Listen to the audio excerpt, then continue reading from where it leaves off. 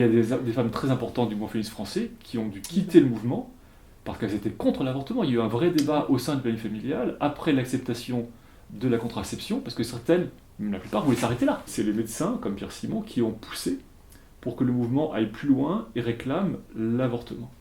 Donc et ne pensez pas que ces personnes étaient féministes, pas du tout. Mais ils ont utilisé le mouvement féministe pour pousser leur cause. Donc il y a plusieurs niveaux d'argumentation.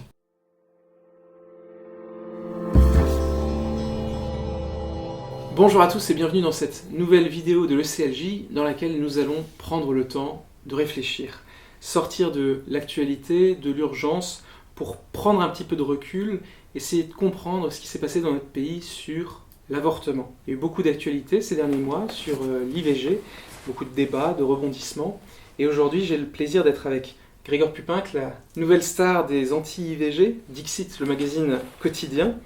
Bon, vous êtes aussi docteur en droit et directeur du Centre européen pour le droit et la justice. Et on va revenir avec vous aussi aujourd'hui dans cette vidéo un petit peu plus longue sur l'IVG, ce qui s'est passé ces derniers mois et ces dernières années en France. Dernier fait en date, le Sénat a donc adopté la proposition de loi de modification constitutionnelle telle qu'amendée par le sénateur républicain Philippe Bas. Et elle dispose en l'état que la loi détermine les conditions dans lesquelles s'exerce la liberté de la femme de mettre fin à sa grossesse. Fin de citation. Alors, Grégoire Pupinck, quel regard portez-vous d'abord sur ce vote au Sénat ?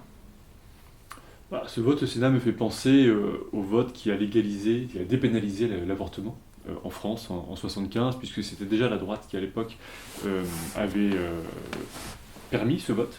Alors que c'était plutôt au départ une idée de gauche, même très clairement une idée de la gauche, une idée portée par les milieux philosophique de la gauche, et c'est la droite qui a fait passer ce texte. C'était elle qui a pu le faire passer, précisément parce qu'elle était en mesure de rassembler une majorité, en présentant la légalisation ou la dépénalisation de l'avortement de façon encadrée, en disant voilà, nous n'allons pas aller trop loin, nous allons soumettre à condition, ce sera jamais un droit, jamais une liberté, le temps de réflexion, enfin toutes les conditions de l'époque, posées à l'accès à cette IVG, qui ont rendu possible l'obtention d'une majorité à l'époque. Et c'est pareil ici, on va dire, j'ai l'impression que si le texte venait que de la gauche, il se heurterait à l'opposition évidemment du Sénat, qui est conservateur, qui est de droite.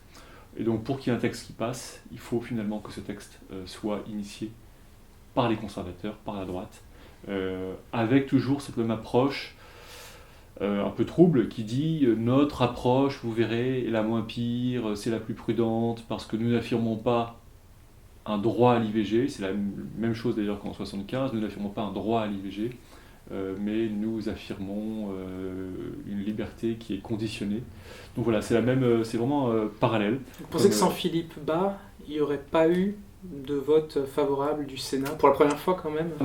D'abord, je pense qu'on peut être très surpris du vote très large à l'Assemblée nationale.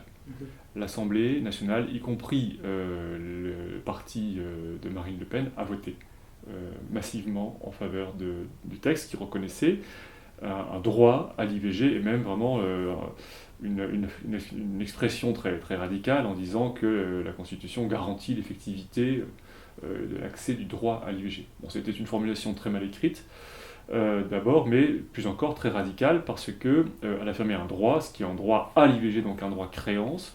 On ne voit pas comment d'ailleurs on peut légitimement satisfaire un tel droit lorsqu'il est affirmé de façon aussi radicale. Et ensuite, il y a aussi la problématique de l'effectivité de l'accès, qui serait de nature à forcer les personnes à devoir pratiquer l'IVG lorsque cela est réclamé. Donc, un étonnement quant à la droite, facilité avec laquelle elle a voté ce texte à l'Assemblée. Je pense qu'elle est prise parce que j'ai écrit un article là-dessus, le piège idéologique de l'IVG, donc elle est prise dans ce piège, elle ne voit pas comment en fait elle pourrait se détacher de cette position à l'égard de l'avortement, parce que c'est devenu aujourd'hui un sujet tellement clivant, c'est devenu un marqueur essentiel de la postmodernité. Et donc le siège de l'Assemblée a voté très, très largement, alors que le Sénat est quand même composé de personnes qui sont plus réfléchies. Ce sont des élus plus de terrain, à la différence des députés qui sont plus quand même issus parfois des appareils politiques. Et le Sénat, très clairement, oui, je pense qu'il a eu le temps de réfléchir sur la formulation. Je pense qu'on y a aussi contribué avec notre tribune sur la menace que faisait courir la formulation du droit à l'avortement à l'égard de la clause de conscience. Et donc oui, je pense que le Sénat aurait rejeté le texte initial proposé par la gauche. Et Philippe Bas, d'une certaine manière, a sauvé la proposition de constitutionnalisation de l'IVG en proposant son amendement qui serait une forme de négociation intermédiaire entre...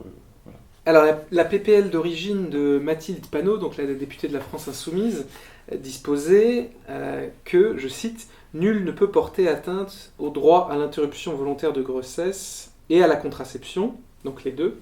La loi garantit à toute personne qui en fait la demande l'accès libre et effectif à ces droits. Et c'est devenu, après les débats au Sénat, je cite, « La loi détermine les conditions dans lesquelles s'exerce la liberté de la femme de mettre fin à sa grossesse. » Grégoire Pupin, quelle est la différence entre un droit et une liberté d'avorter? Bon, en fait, donc effectivement, dans un premier temps, il y a eu cette formulation qui disait « nul ne peut », etc. Première formulation très extrême. Elle a été rejetée. Deuxième formulation, la loi garantit l'effectivité et l'accès au droit à l'IVG. Oui. Elle a aussi maintenant été rejetée. Troisième formulation, la loi détermine les conditions dans lesquelles la liberté d'interrompre sa grossesse s'exerce. Oui. Et donc on est passé d'une formulation effectivement la plus radicale, nul ne peut entraver, donc on voit bien là c'est l'idée, un droit abstrait, un droit complet, un droit absolu, qui d'ailleurs n'existe pas en fait en pratique pour les actes médicaux, même pour quasiment aucun droit en fait. Tous les droits sont soumis font l'objet de limites. On est passé dans un second temps à un droit qui se voulait plus restreint, mais toujours un droit A, donc un droit créance, pouvant être exigé, et garantissant en particulier l'effectivité de l'accès à l'IVG. Et là, il s'agissait vraiment en particulier de combattre deux obstacles à l'IVG. Un premier obstacle qui est la clause de conscience des professions médicales, qui est présentée par les promoteurs de l'IVG depuis de nombreuses années comme étant le principal obstacle à l'IVG. Le fait que de plus en plus de médecins, sages-femmes, infirmières refusent de pratiquer l'IVG. Et le deuxième but, c'était aussi d'obliger l'État à assurer sur le territoire français une présence homogène de cliniques, de lieux pour pratiquer les IVG. Donc c'est vraiment l'idée de l'accessibilité de l'IVG qui devait être garantie pour que le droit soit effectivement un droit, on va dire, effectif. C'est ça l'effectivité. L'effectivité, voilà. Et c'est ce que nous avons donc dénoncé s'agissant de la clause de conscience, donc cette tribune du Paris au Figaro, qui montre bien comment il y a une menace très réelle sur la clause de conscience du personnel médical et en général sur sa liberté de conscience. Il y a eu des propositions de loi déjà en 2018 et en 2020 pour supprimer la clause de conscience. Et là, très clairement, si la Constitution affirme et garantit l'effectivité du droit à l'IVG, ça met en cause directement la clause de conscience. Quant à la troisième rédaction, qui est celle proposée par Philippe Bas, à savoir que la loi détermine les conditions dans lesquelles s'exerce la liberté de l'IVG. Bon, en fait, c'est une proposition qui inscrit l'IVG dans la Constitution. Donc, quoi qu'on en dise, c'est quand même là l'élément essentiel. Ça place l'IVG dans la Constitution. Ça en fait une liberté supérieure aux autres, fondamentale, alors que c'est au départ un acte médical. C'est un acte médical qui devient une liberté constitutionnelle. Et évidemment, ça a des conséquences considérables ensuite dans l'équilibre des droits et des libertés, puisque c'est une liberté qui devient supérieure à d'autres. Donc on peut aussi penser que cela peut avoir des conséquences sur la liberté de conscience. Même si c'est moins flagrant qu'avec la précédente formulation, c'est quand même pas exclu du tout. Ensuite, point entre guillemets positif, on constitutionnalise le fait qu'il y a des conditions légales à l'accès à l'IVG. Donc l'IVG n'est pas un acte qu'on peut obtenir sans condition. Il peut y avoir des conditions à l'accès à l'IVG.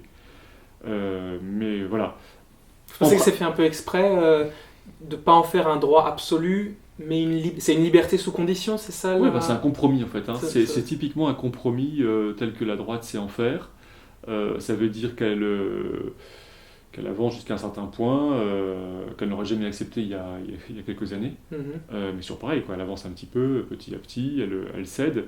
Et là, elle va aussi loin que possible en estimant ne rien perdre, parce qu'elle prétend qu'elle ne fait que constitutionnaliser l'existant. Au motif qu'effectivement, le Conseil constitutionnel euh, a reconnu il y a une vingtaine d'années que l'avortement, l'IVG, la faculté d'accéder à l'IVG est rattachée à la liberté individuelle garantie dans la Déclaration des droits de l'homme et du citoyen.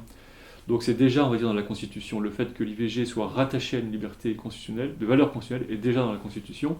Donc on ne fait finalement que expliciter dans la Constitution des éléments qui existent déjà en droit, mais ça aura des conséquences.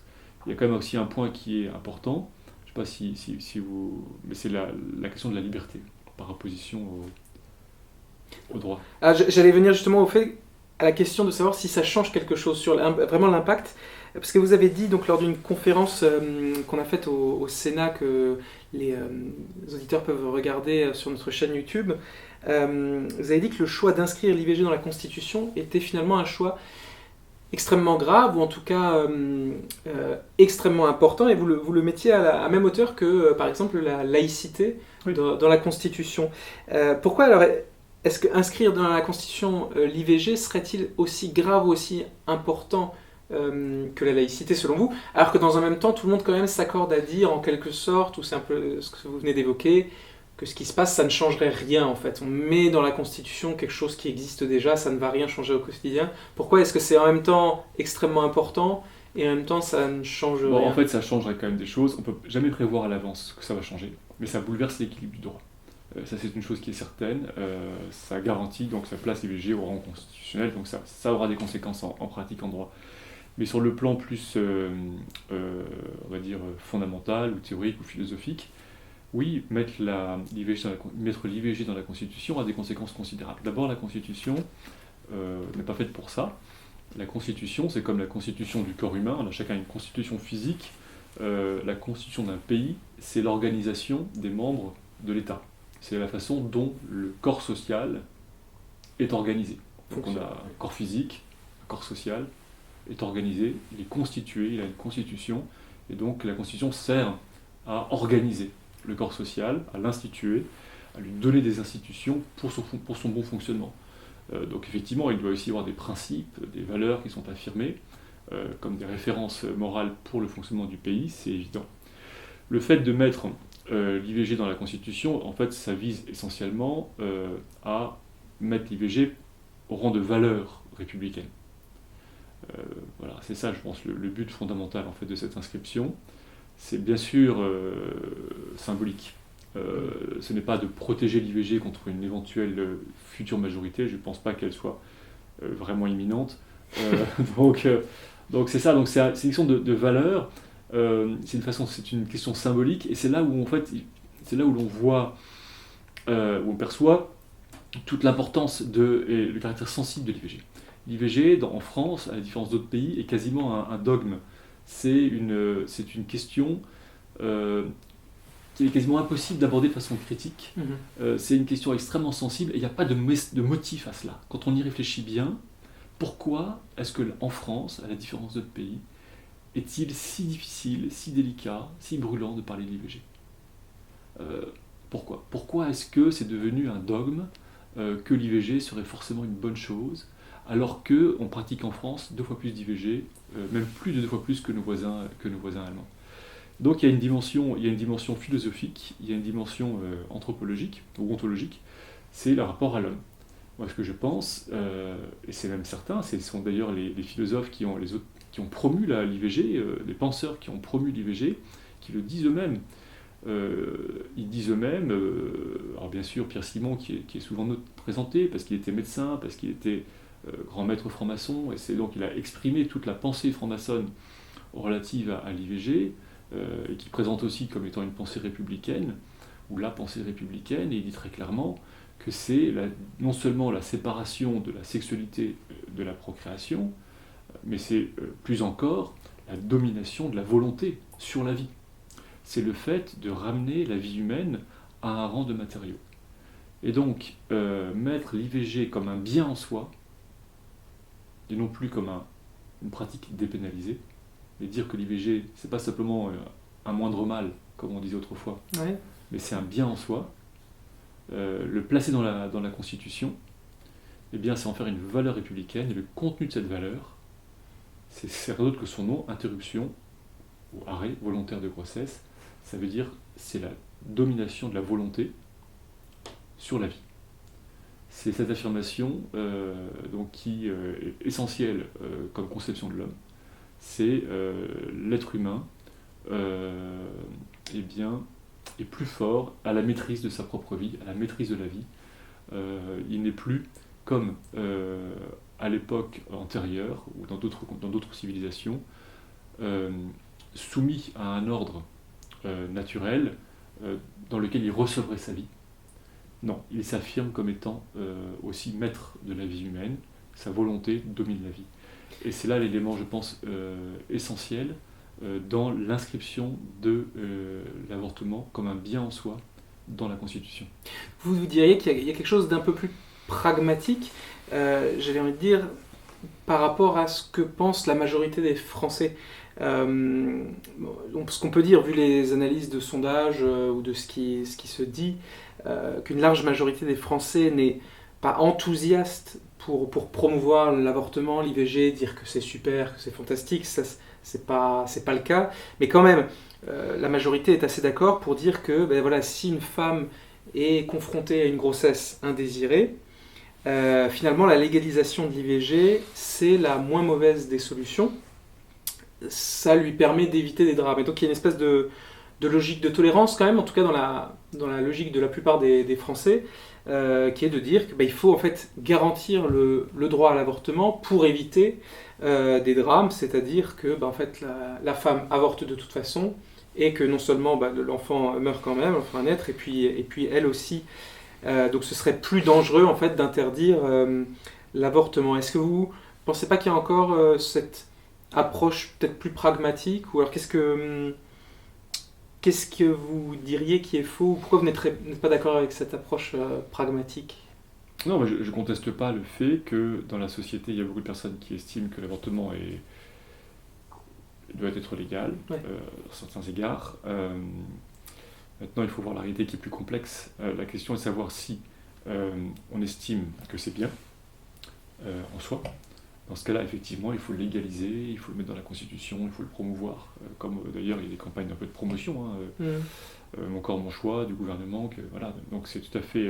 mais dans ce cas-là, ça suppose que l'avortement soit une chose bien en soi. Ou alors, on estime que l'avortement n'est pas une chose bien en soi, que c'est un problème, que c'est un mal, que ça soulève différentes difficultés, ça cause différentes difficultés, et dans ce cas-là, on considère l'avortement sous un angle différent, qui est de dire qu'il faut essayer de l'éviter.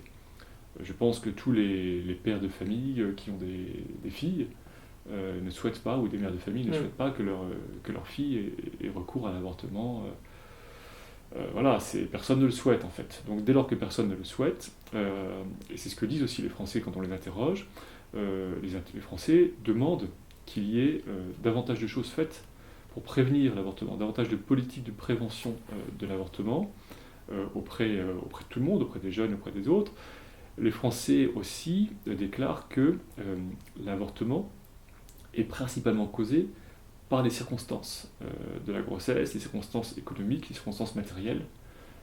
Et donc, jamais les Français ne considèrent l'avortement comme un bien en soi. Ils estiment peut-être que sa légalisation, effectivement, est préférable à la pratique d'IVG clandestine. On peut dire, de ce point de vue, que effectivement, entre être avorté de façon clandestine dans une cuisine ou dans un hôpital, il vaut mieux être dans un hôpital. C'est certain, tout le monde est d'accord avec ça. Mais ça suffit pas. La question réelle, c'est si c'est un mal, que fait-on pour le réduire? Et mon point de vue, c'est qu'on peut très bien, et les gouvernements devraient, mener une politique qui soit vraiment volontaire pour réduire le recours à l'avortement, sans même d'ailleurs avoir besoin de l'interdire ou de modifier les législations. De nombreux pays européens sont parvenus à réduire le recours à l'avortement par des politiques sociales, par des politiques volontaires, et ils n'ont pas d'ailleurs modifié la loi, mais il y a une vraie décrue du nombre d'avortements chez nos voisins européens. On a quand même vraiment cette impression que pour une majorité des Français, comme vous dites, ils courent pas après l'avortement, ou il n'y a rien de revendicatif, mais ils sont quand même contents qu'il y ait la possibilité, même s'ils ne la souhaitent pas. Parce que c'est perçu comme un moindre mal par ces gens-là. Mais et ils sont en quelque sorte un peu floués, ou j'allais dire, par rapport à ce que dit le gouvernement et les gens du planning familial vont vraiment dire que c'est un bien, quelque chose pour lequel il faut se battre, une conquête. Et alors, dès lors qu'on dit que c'est pas terrible, eux répondent tout de suite que vous voulez attaquer un droit, bon. Et donc ça bloque le débat. Ce qu'il faut comprendre, c'est qu'il y a plusieurs niveaux de discours, il y a plusieurs niveaux d'intérêt sur la question de l'avortement. Alors, entre qui ? L'avortement a toujours été promu avec plusieurs niveaux d'argumentation. Par le planning familial ? Qui coexistent. Plusieurs niveaux d'argumentation coexistent. Et le planning familial tient un niveau d'argumentation, mais il y en a d'autres. Tout à l'heure, j'ai parlé de Pierre Simon et de la franc-maçonnerie, qui soutient l'avortement et a soutenu l'avortement pour d'autres motifs, qui sont plus des motifs d'ordre philosophique. Parce que l'avortement, c'est foncièrement matérialiste. Voilà, c'est une conception. Voilà.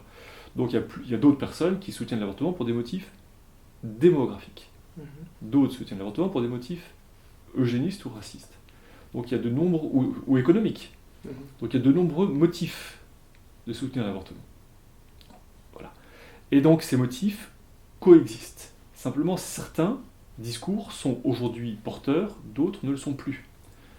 Lorsque Margaret Sanger, la fondatrice du planning familial, a promu l'avortement dans les années 30, 40, au nom du racisme, au nom de l'eugénisme, et il est évident qu'aujourd'hui le planning familial ne va plus tenir ce même discours. Mais ça ne veut pas dire que cette ligne d'argumentation, ces motifs n'existent plus.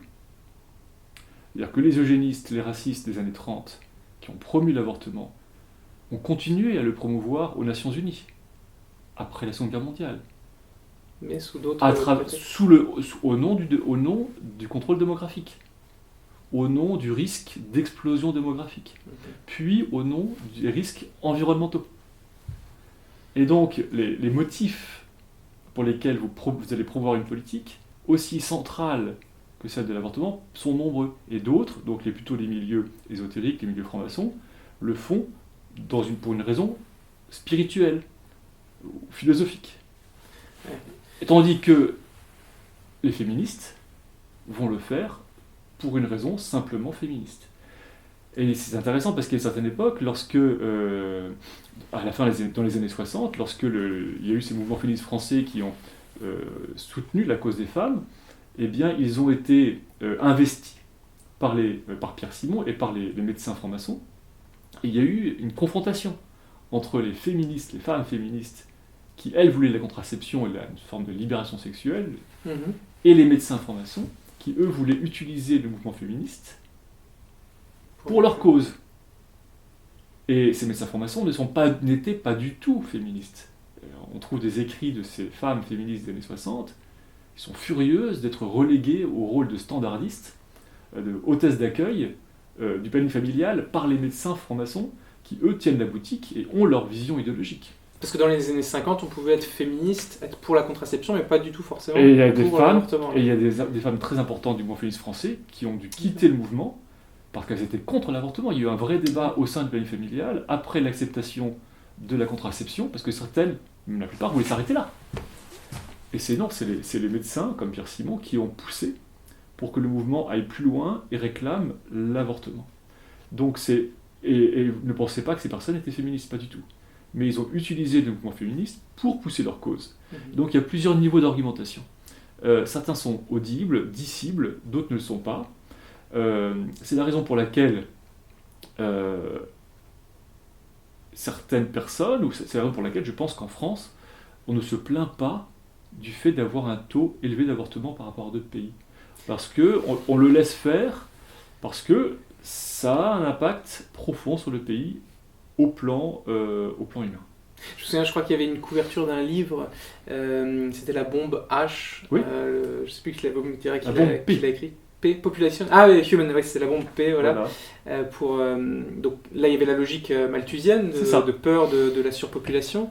Et aujourd'hui, on entend quand même pas mal le discours écologiste et même beaucoup de jeunes qui passent à la télé, qui expliquent que finalement avoir des enfants c'est irresponsable pour le climat, on est trop nombreux sur cette planète. Alors, et finalement, selon vous, quel est le motif disciple ou prédominant quand même, parce que on entend ce discours écologiste qui est pour la dépopulation en quelque sorte, qui promouverait l'avortement pour qu'on soit moins nombreux sur Terre. Est-ce que le motif principal de soutien des Français à l'avortement n'est pas plus concret, ou non, vous pensez que c'est très idéologique? On a fait croire aux Français que la cause de l'avortement était une grande victoire de la culture française, un peu droit de l'homme à la française. On leur a dit, voilà, c'est beau, c'est une victoire des féministes françaises, on peut être fier de cette victoire, etc. Alors qu'en fait, non, en fait, la France n'a fait que adopter une mesure qui était poussée, promue depuis des décennies par des groupes effectivement pro-avortement dans le monde, principalement américains. Et la France l'a légalisée en même temps que la plupart des autres pays, parce qu'il y a eu cette vague et ce lobbying qui a été réalisé par le planning familial et autres.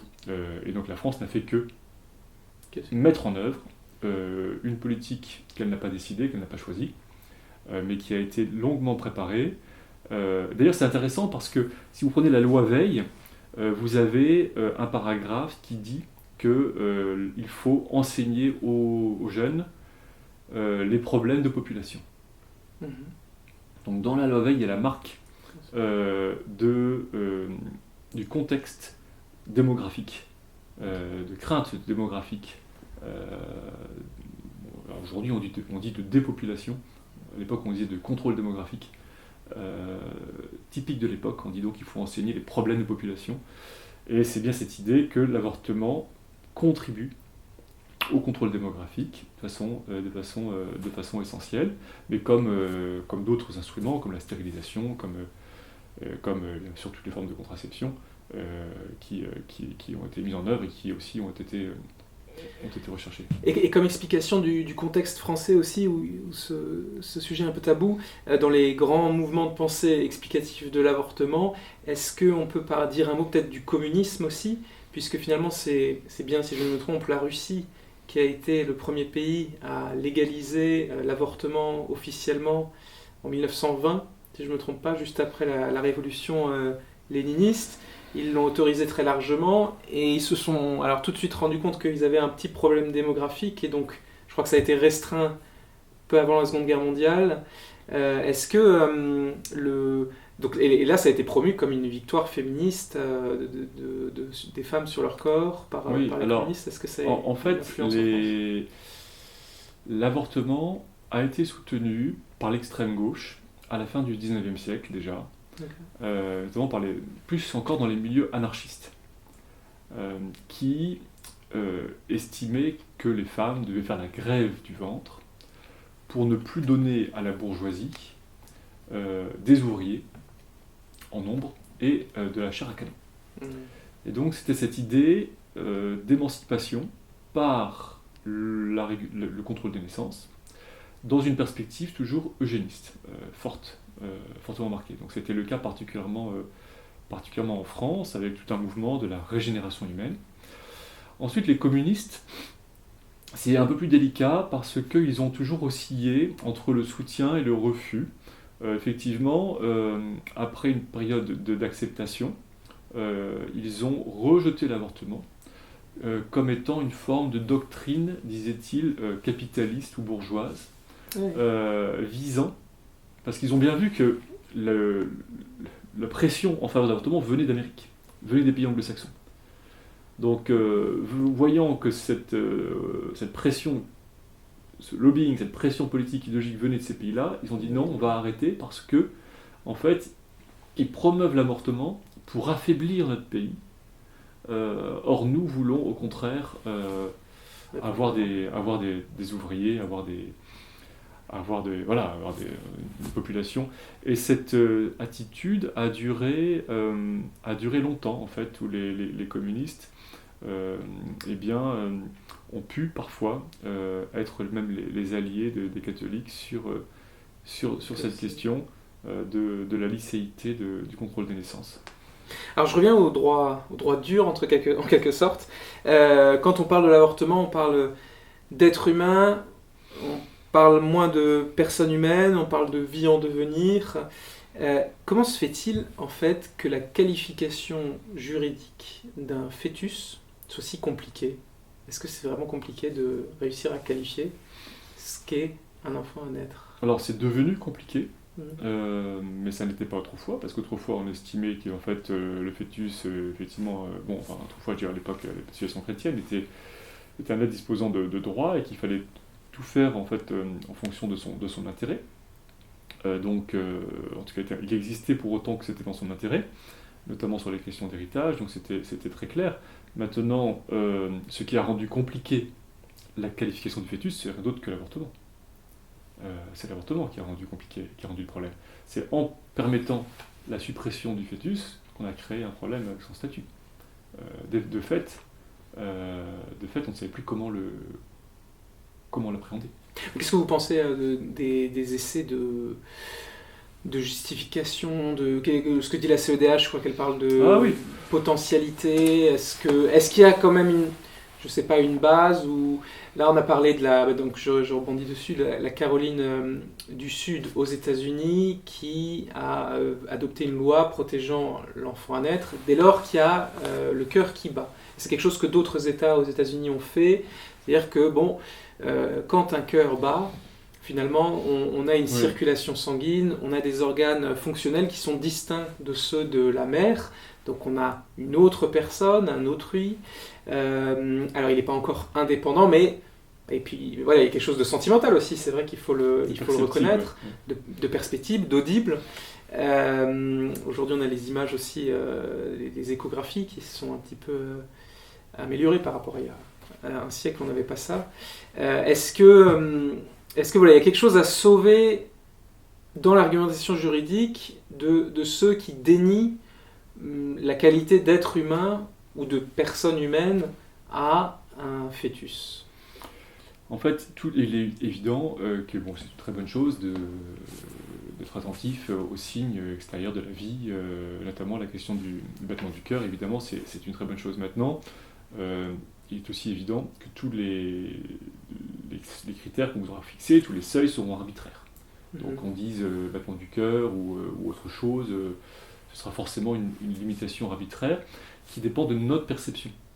C'est parce qu'on est capable de percevoir le battement du cœur que l'on va estimer que l'objet est un être humain. Ou est un... voilà. Alors qu'en fait, il y a des choses qu'on ne perçoit pas, mais qui existent aussi, qui pourraient aussi être des motifs. Donc c'est pas notre perception qui définit l'objet. Vous voyez, l'objet, il a son existence en soi. Le fœtus, son enfant a son existence en soi. C'est pas notre perception qui le définit. Donc tout ça, c'est totalement arbitraire. Les appellations qui sont données, être humain potentiel, c'est en fait appliqué, ou personne, refuser la connexion de personne, c'est appliquer en fait des concepts philosophiques à un objet en voulant définir un objet par rapport à des concepts. Le concept de personne, c'est un concept qui est compliqué. Et finalement, savoir si le fœtus est une personne, c'est un débat philosophique, c'est pas du tout un débat scientifique. Et donc, scientifique, la seule question, c'est scientifiquement. Scientifiquement, qu'est-ce que c'est? C'est le début d'une vie, c'est le début de la vie d'un être humain. Bon, ça, c'est une réalité scientifique. Tout le reste, c'est de la philosophie, en fait. C'est effectivement vouloir appliquer, vouloir qualifier juridiquement ou philosophiquement une réalité avec des notions qui ne sont pas au départ faites pour cette réalité. Donc ça ne peut pas fonctionner. Donc mon point de vue, c'est le fœtus, c'est un être humain au début de sa vie, voilà, et puis on compte les semaines, et on peut dire voilà, c'est un être humain, là, 14e semaine de développement, et puis c'est tout. Et puis là, par contre, ce qui vraiment manque, de certaine manière, dans la discussion, c'est, en tout cas pour les chrétiens, c'est la question de l'âme, dont on parle jamais.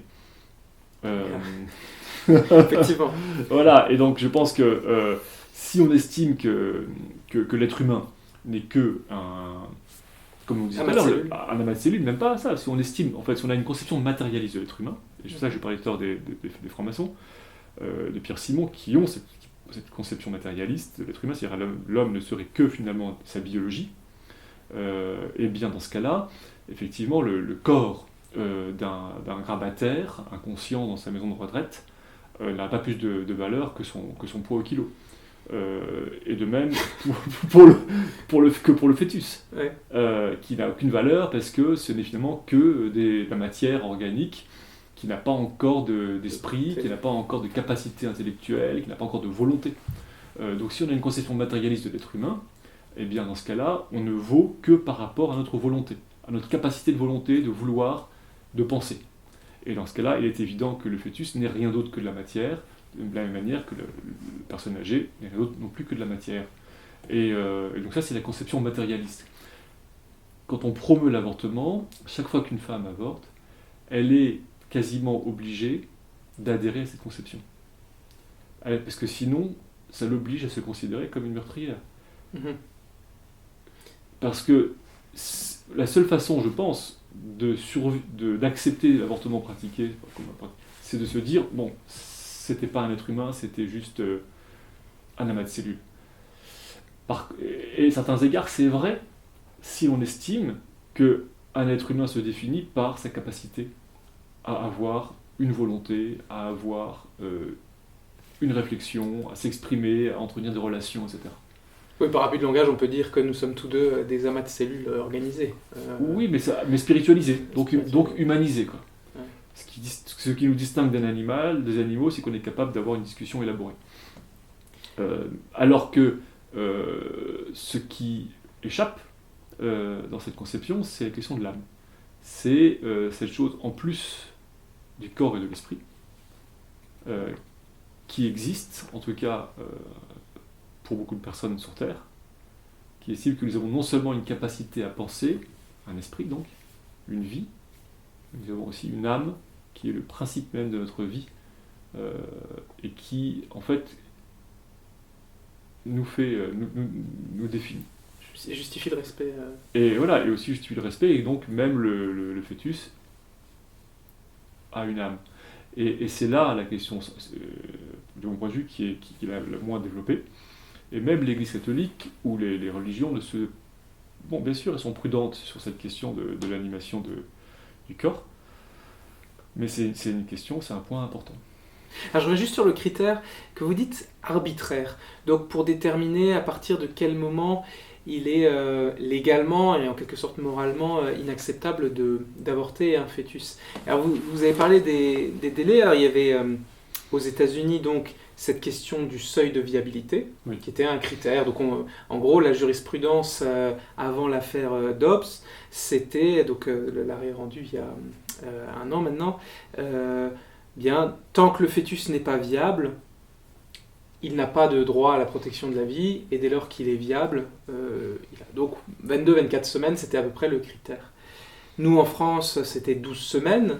Alors, il y a quelques données biologiques qui justifient en quelque sorte, qui donnent quelques arguments pour donner ce critère. Oui. Et là, avant, j'ai mentionné les 6 semaines, à peu près le moment où le fœtus va avoir les premiers battements de cœur. C'est vrai que c'est aussi arbitraire, mais au moins c'est un arbitraire qui est objectif et fixe, et qui a quelques arguments pour lui. Voilà, le battement de cœur, c'est pas anodin non plus. Là, ce qu'on a, c'est qu'on a une forme d'arbitraire, mais qui est totalement dépendant de la volonté en fait de la mère, dans le sens où la qualification du fœtus, de savoir si on attend un enfant ou s'il n'y a rien, finalement c'est le désir. Et je trouve la meilleure preuve pour illustrer ça, c'est l'attitude des gynécologues quand une femme va les voir pour une échographie. Si le gynécologue sait que la femme ne veut pas garder l'enfant, il va être bien prudent de ne surtout dire aucun mot, Bien sûr. faire très attention à son champ lexical. Oui, oui. Et à l'inverse, si c'est un couple heureux qui vient pour la première échographie de l'enfant tant désiré, le gynécologue Oui. va se réjouir avec eux, parler d'enfant, va leur montrer les membres, etc. Est-ce que ce serait pas déjà un gain d'avoir, j'allais dire, un arbitraire de date, mais j'allais dire quelque chose d'objectif extérieur, plutôt que d'avoir cette espèce d'entre-deux, en fait, aujourd'hui, où si c'est la volonté de la mère qui accorde ou non Ce l'humanité sera toujours la volonté de la mère pendant cette première période pendant laquelle l'avortement est légal. Ouais. Et cette ambivalence, on peut même en faire l'expérience en très peu de temps. Si vous avez une fausse couche, par exemple, vous avez le même médecin qui, à l'égard de la même femme, va dire votre bébé, et puis une semaine plus tard, il dira plus votre bébé, il dira votre grossesse, ou Ouais. voilà, et là il tournera effectivement l'écran, et donc voilà, je pense que la qualification de toute façon elle est arbitraire. Il est évident que plus la limite de l'avortement est tardive, plus cela peut paraître flagrant et choquer. Et on voit d'autant plus que la médecine progressant à cet égard, il est possible de maintenir en vie ou de sauver des grands prématurés qui arrivent quasiment à la date à laquelle l'avortement est légal dans des pays comme le Royaume-Uni par exemple. Alors la proposition de loi qui a été adoptée par le Sénat va donc revenir à l'Assemblée nationale puisque c'est une proposition de loi constitutionnelle, donc les deux assemblées ont le même pouvoir en quelque sorte, la même autorité, donc il faut que les deux la votent dans les mêmes termes. Qu'est-ce qui va se passer d'après vous, Grégoire Pupinck? Est-ce que l'Assemblée nationale va accepter la formulation de Philippe Bas? Est-ce qu'ils vont vouloir revenir sur le droit? Ou est-ce que vous pensez que le gouvernement va prendre la balle au bond et va proposer un projet de loi? Je pense qu'on peut pas vraiment... Je pense que le texte évidemment peut être voté par l'Assemblée, parce que l'Assemblée a voté entre guillemets un texte beaucoup plus radical, donc il n'y aura pas de difficulté. La vraie difficulté est de savoir ce que fera le gouvernement, parce que très manifestement la gauche ne veut pas d'un référendum sur l'avortement, parce qu'ils ne veulent pas d'un débat sur l'avortement. Voilà, parce que l'avortement est un dogme. Vous vous exprimer dans les médias. J'espère à certains égards qu'il y a un débat. Plutôt que, je pense que ce serait excellent qu'il y ait un débat en France. Ce serait vraiment remarquable. On voit effectivement que dans ce cas, un grand bien peut sortir d'un mal, même si ensuite il y aurait l'avortement dans l'IVG dans la Constitution. Et l'autre option, à part le référendum, c'est effectivement que le gouvernement décide de se saisir du sujet à l'occasion d'une réforme constitutionnelle et glisse ce sujet, peut-être parmi d'autres, dans une réforme constitutionnelle, mais tout cela dépend largement, je pense, du contexte politique. Aujourd'hui, le contexte est pas mal encombré par la réforme des retraites.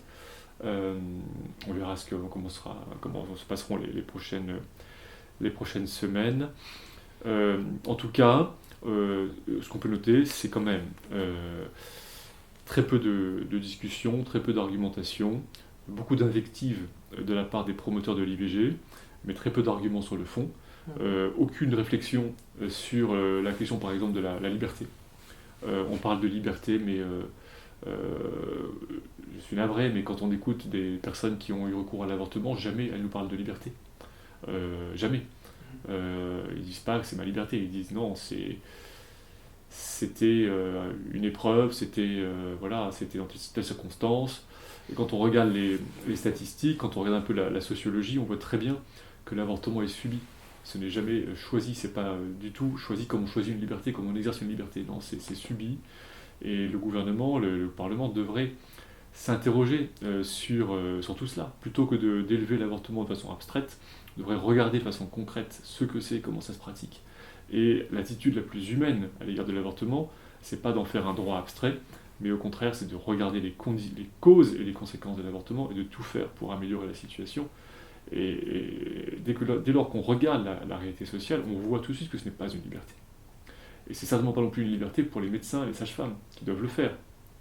C'est pas une liberté pour la femme qui le pratique, c'est pas une liberté pour les médecins et les sages-femmes qui doivent le faire.